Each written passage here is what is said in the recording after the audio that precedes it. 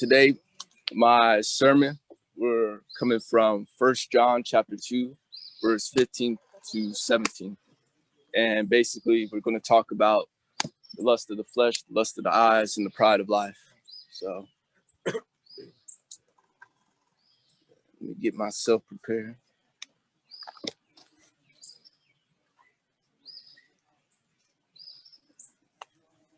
So I'm not even gonna lie, like the bees are kind of near me and y'all might see me jump a little bit. So I mean, don't hold it against me or anything like that. Yeah. But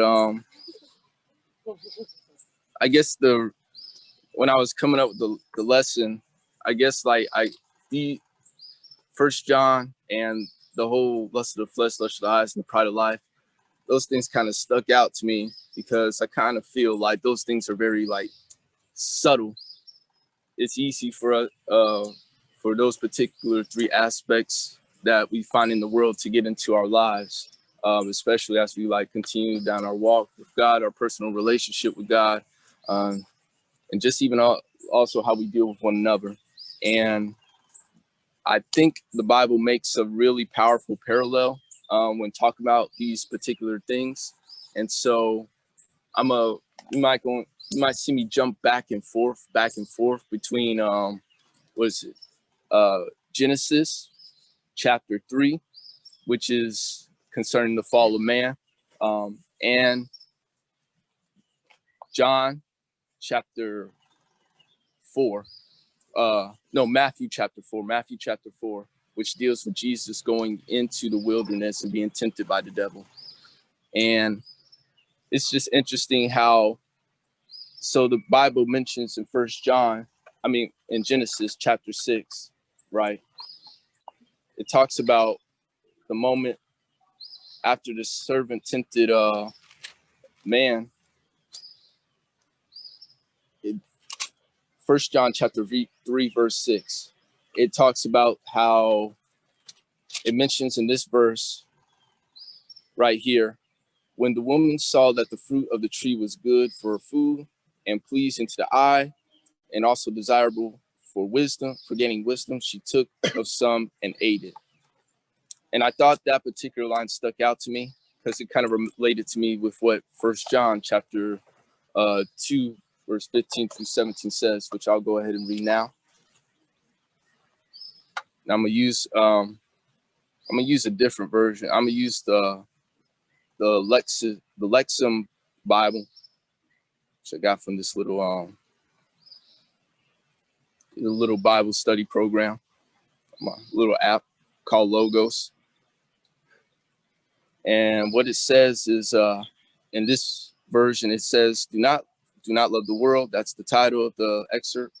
Do not love the world or the things in the world. If anyone loves the world, the love of the Father is not in him, because everything that is in him is in the world. The desire of the flesh, the desire of the eyes, and the arrogance of material possessions is not from the Father, but it is from the world. And the world is passing away, and its desire. But the one who does the will of God remains forever. And so to start with the lust of the eyes,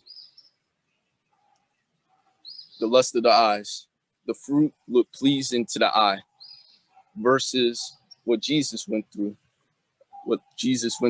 in that first instance when he was basically in the wilderness, just fasted for 40 days by the power of God.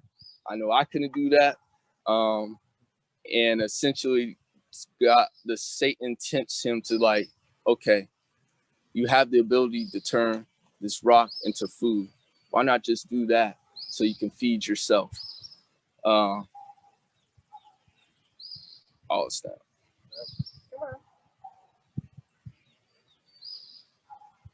And so I think that right there, actually, my bad, I got ahead of myself. We're going to go back to I got ahead of myself, my bad. We're going to go back to the lust. No, I'm good. Basically, you got this instance where something looks pleasing to eat. There's something that's, right now, anything Jesus is in the wilderness. He sees what looks, Satan's right. He has the power to use, to turn his, to turn. He has the power to turn this rock into something that he can eat, to something that can satisfy his flesh at that particular moment. And what he says is that man will not live off bread alone, by the word of God. And that is very important that for us, as those who are like trying to follow Christ and trying to live this life, to really understand, because it's easy for our eyes to focus on something, and that can lead us away from what we're supposed to be doing, or what we're supposed to be focusing on, or we're supposed to set our attention towards. And that thing would be the God. I want to read Proverbs chapter 3, verse 25. Proverbs chapter 23,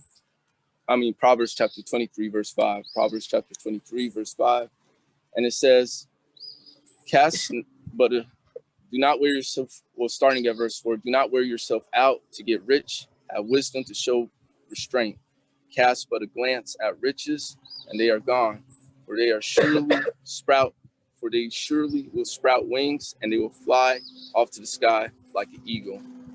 And then I want to read Hebrews chapter 12, verse 2. Hebrews chapter 12, verse 1 and 2. And this says, therefore, since we are surrounded by such a great cloud of witnesses, let us throw off everything that hinders us, the sin that is so easily entangles us, and let us run with perseverance the race marked out for us. Let us fix our eyes on Jesus, the author and perfecter of our faith, who has set joy before him and endured the cross, scorning its shame, and sat down at the right hand of the throne of God. And I think that is important for us to focus on, just like, it's easy, maybe you go to the store, right? And you see something that's nice, something that would probably look good on you and stuff like that. And maybe you do have the funds to get it, and that's all well and good. But eventually, there's nothing wrong with that. But if you're constantly focused on seeking out buying certain things and stuff like that, certain things that make you look good, or certain things, that constantly appeal to your eyes, it's easy for you to, get off of the straight path. It's easy for you to be distracted by God. And so, yeah, it seems pretty basic, but it's very essential as far as remaining faithful and remaining focused to God. So, amen. Going from there, I don't know. Now, I want to talk about the lust of the lust of the flesh. The lust of the flesh. Well, basically, the question is, what is the flesh? The flesh is basically, to sum it up, it's your affinity for sin.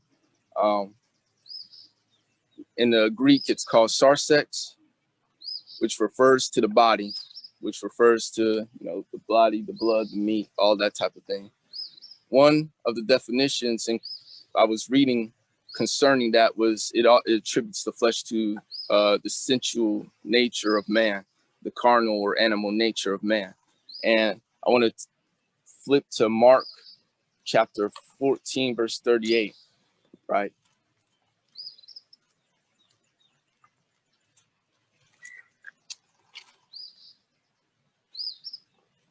So Mark chapter 14, verse 38. And it says, watch and pray so that you will not fail into temptation, for the spirit is willing, but the flesh is weak. And then also to go with that, with Mark chapter 14, verse 38, Galatians chapter 5, verse 16 through 18. Galatians chapter 5 through 16 and 18. And what that says is, but by faith we are eagerly waiting through the Spirit. Yeah, by faith we eagerly await through the Spirit the righteousness for which we hope. For in Christ Jesus neither circumcision nor uncircumcision has any value. The only thing that counts is faith expressing itself through love. Oh, my bad. I said Galatians chapter 5, verse 16 through 18. And what that is so I say, live by the Spirit, and you will not gratify the desires of the sinful nature. For the sinful nature desires what is contrary to the Spirit, and the Spirit is contrary to the sinful nature. There are in conflict with one another, so that you do not do what you want to do. And I think it's interesting how God sets this up. I really think it's interesting how God sets this up when it comes to like the Spirit and it being contrary to the flesh. Because it's easy for us to like, like we want the basic things. Our body wants the basic things. It wants food. It wants shelter. It wants all these things basically, so we can feel good. I don't think that's necessarily wrong. God created and fashioned our bodies to enjoy a lot of the stuff that under the sun. The only problem is when these desires for these things tend to like overrule us, or basically they kind of take over our rational mind in a sense. We start to like put away like actually thinking things out. We start to probably become more selfish in how we go about, seeking for things to gratify our desires, our personal desires. And, it kind of leads to a lot of damage actually. You kind of see it with Back to the Garden, when it said that the fruit it looked good for food. But the problem is that there was plenty of food for man to pick at. Basically, God told him, you don't eat from this tree right here. Everything else is for you. And, us being hard-headed, we all went and we ate of the fruit because it looked good for food. And I think that's very crucial to understand. And then when you see Jesus and being tested in the wilderness, you see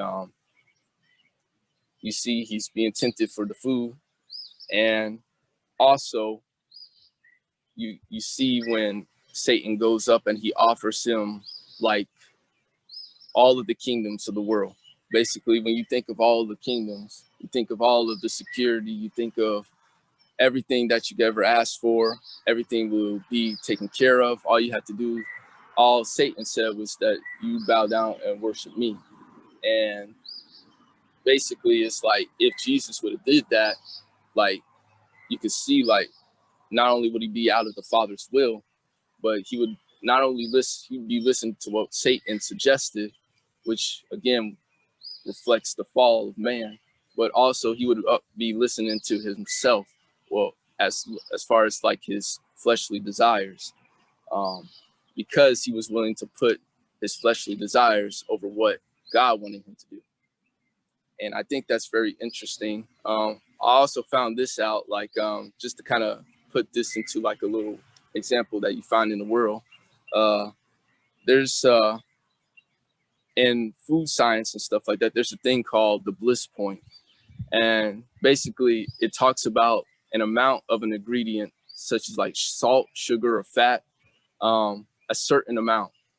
So they got a graph basically, and they put in a certain amount of flavor, and they're looking, you have a food engineer who gets paid a certain amount to figure out like what's the right amount of a salt, a sugar, or fat to put in your food, to be able to maximize its taste.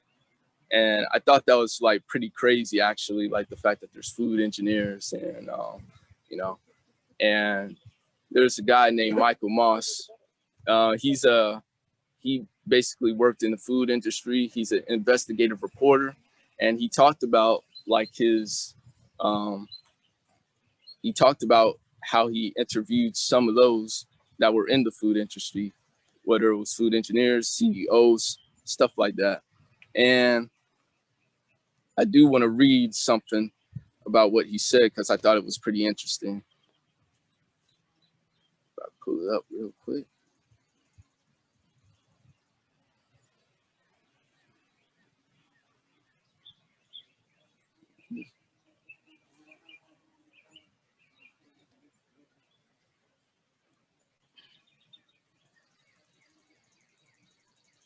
Okay.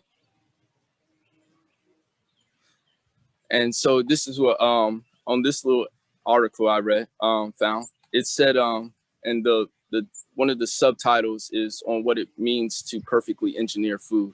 And I just wanted to read this real quick to see what, give us a little insight to that.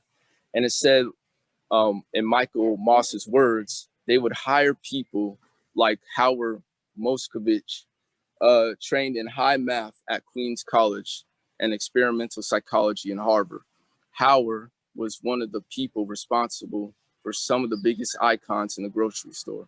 For example, he walked me through his recent creation of a new soda flavor for Dr. Pepper. Ellipses. He started with no less than 59 variations of sweetness, each one slightly different than the next, subjected those to 3,000 taste sets around the country, did his high math regression analysis thing, put the data in the computer, and then it comes out in this bell-shaped curve where there's a perfect amount of sweetness, not too little, not too much, but at the very top of the bell curve. And it's Howard who coined the expression, the bliss point, to capture a perfect amount of sweetness that would send us over the moon and their products flying off of the shelf. And when I read that, I was like, man, I feel guilty because, I like I was actually talking to Josh about this the other day, because I had a pack of double stuffed Oreos, and I mean, those stuff is it's really good. I know, I could finish off a pack and it won't even take that long. Honestly, in a whole day. And that may not necessarily be healthy, but hey, I'm just saying everybody has that snack or something like that they could polish off like that quick.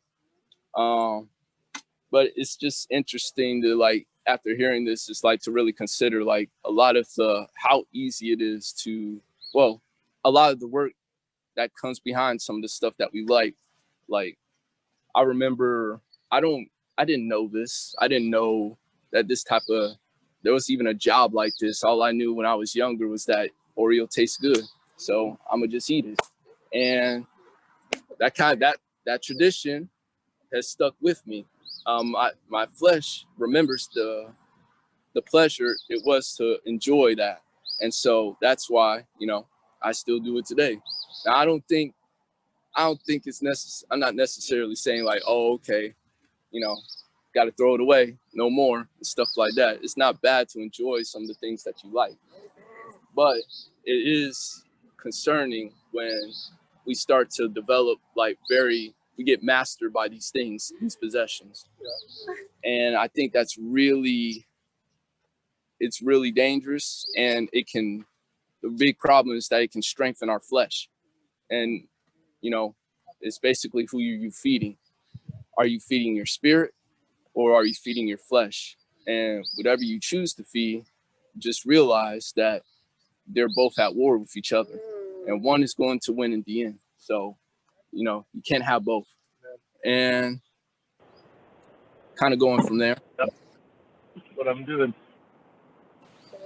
Hey, Jack. And then lastly, I want to talk about the pride of life, or the abundance in material possessions. Basically putting your confidence in the fact that you can either keep up with the Joneses, or you can outpace them entirely. And I think this is very important for us in our lives because I know for me growing up, there was a big emphasis on the importance of getting money. In a lot of the media that, I took in. And I think it's interesting to kind of see that in what Genesis chapter 3, verse 6 talks about. when that particular verse, when it says the food looked desirable to produce wisdom, to get wisdom. Well, why did it look desirable to get wisdom?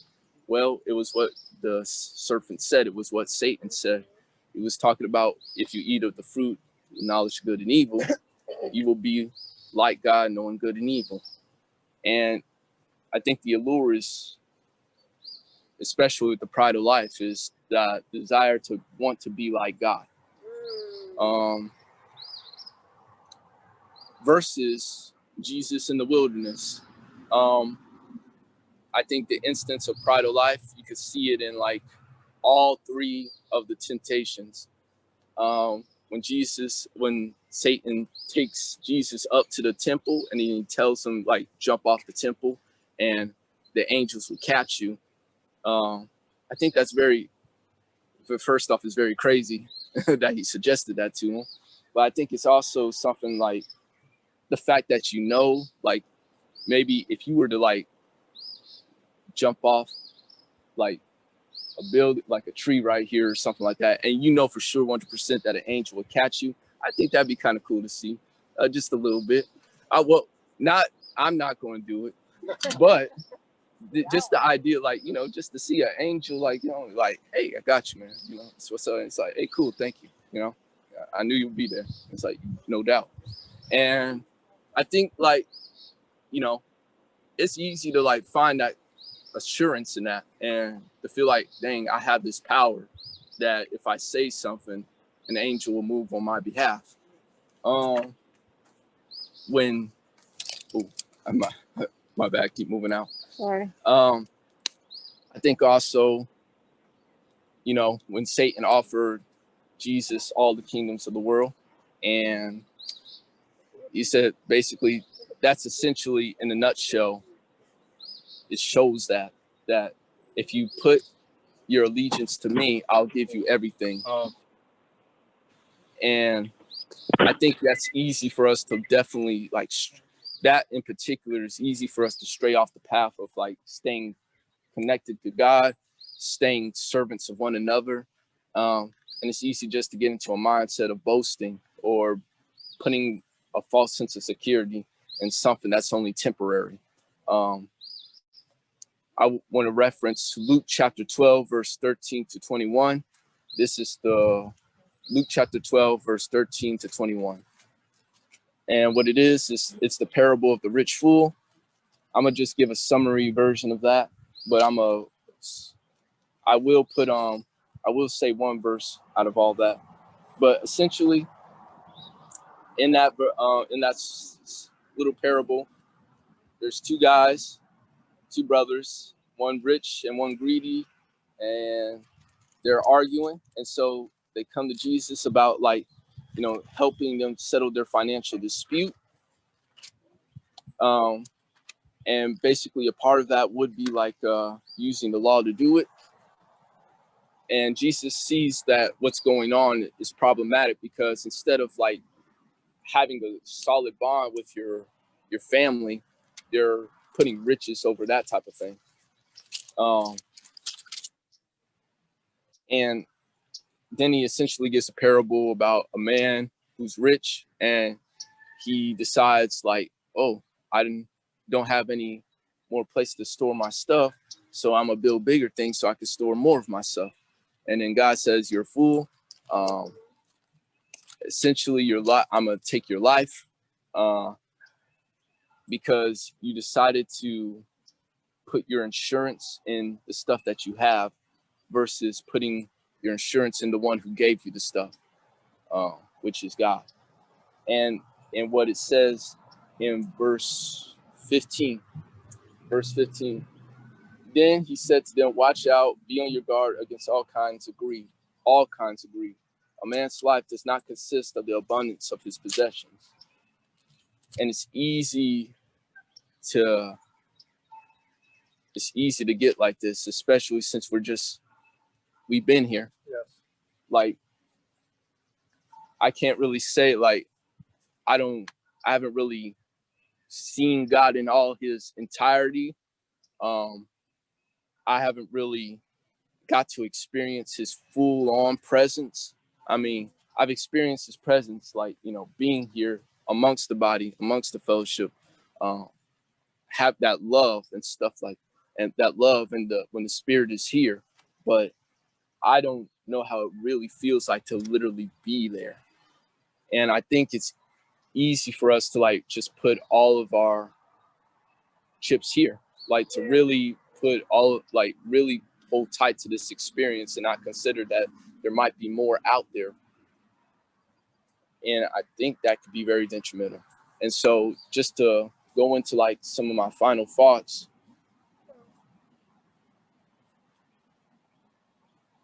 it's easy for us to really, it's easy for these things to really creep inside of our lives and really take us off where we're supposed to be doing and who we're supposed to be helping. The lust of the flesh, the lust of the eyes, the pride of life, what they tend to do is distract us from our mission. If it distracts us, how can we fulfill the Great Commission?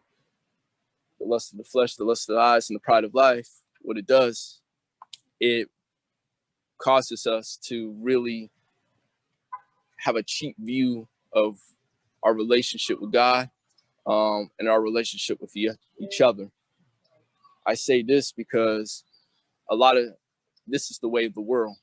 And a lot of the stuff in the world is temporal and transactional. Temporal because it's not going to last. As you saw in 1 John chapter 2, a lot of the stuff will pass away. The world and the desires are there in the world will pass away. But also transactional because at a certain point, you start to become consumed with getting the best deal for your efforts or time. And you start to capitalize on that and focus on that and put that over how you treat one another. I think of God, our relationship with God. If we approach God with a carnal mindset, basically, it can get to a point where we start to have this, we become like a spoiled brat in a sense. We expect God to want to fulfill our desires, fulfill our flesh. And essentially, like, you got to consider that's offensive to God. Like, why should God fulfill the desires of your flesh?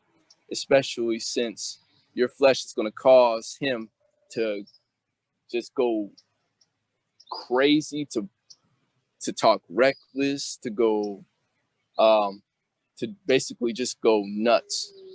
And why would he do that? So it's kind of hard we really should consider that. And then even also how it being this kind of transactional mindset can cause us to, as far as like, how do we treat one another? The reason why I say that is because, and I see this a lot, like the idea where you start to consider a person like, and I know I've been guilty of this too at a certain point in my life. And I know God's been working on me with this, but the idea is like, what can you gain from a person? Is that like, you start to have a certain unhealthy expectation out of people. Like, well, you expect them to, like, if they can make you, if you become preferential to certain people, if they can help you in a certain sense, then everything is good. And then you'll be more likely to flock to people like that. However, if someone can't really help you in the moment and you don't know why, they may have like an actual issue going on with maybe their family, or they're tied up or something like that, then you feel some type of way. And then it's like, you don't want to deal with them. You want to cut them off. And that type of thing is easy to creep into the church. And I can say that because I definitely seen it before. And so, especially in my past, like just kind of growing up. And it could definitely drive a lot of wedges between folks. It could cause a lot of competition, and really people start to get more focused on that aspect of it, but nobody wants to really like show love to one another or bring people together like a family. It can mess with your judgment. Basically, it just causes you to like gamify things. So now it's all about like maxing out how much you get out of a relationship or out of a certain event that you may go to, instead of like actually serving. And then you expect that of other people, and if they don't fit that, then that could be, detrimental. And then I want to talk, just to bring up Philippians chapter 2, verse 5 through 8.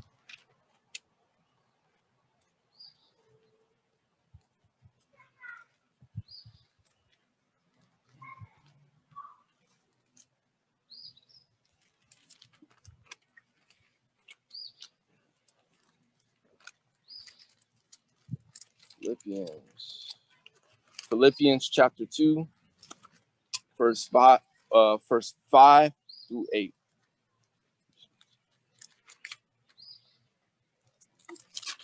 And it says, your attitude should be the same as that of Christ Jesus, who, being in the very nature of God, did not consider equality with God something to be grasped, but made himself nothing, taking the very nature of a servant, being made in human likeness, and being found in the appearance as a man, he humbled himself and became obedient to death, even death on the cross. And I think that's very powerful to consider. Like this is part of the meat of the gospel. The fact that Christ came down, and being Christ, being the Son of the Father, he had every reason to use his godly right. But he wanted to do things as a man, he decided to go through things as a man, and really take on that struggle. And I think that's very, it shows that Jesus is not a spoiled child. Jesus has earned every right to have his name above all names. And God has definitely justified that and showed that through the scriptures. And even to the death of the cross, the fact that he even went there, especially even though he did not want to do it, as in seen in the Garden of Gethsemane when he prayed the prayer, like, let this cup pass me. But still, he said, not my will, but thy will be done. And I think that's very important for us to always remember and hold on to, that even when we go in, we shouldn't be like spoiled children, or we shouldn't expect God to do certain things just because, we've done good, or we've had a good appearance, or we're not as reckless as those people that are in the world. And I think that's very important to consider. And so just the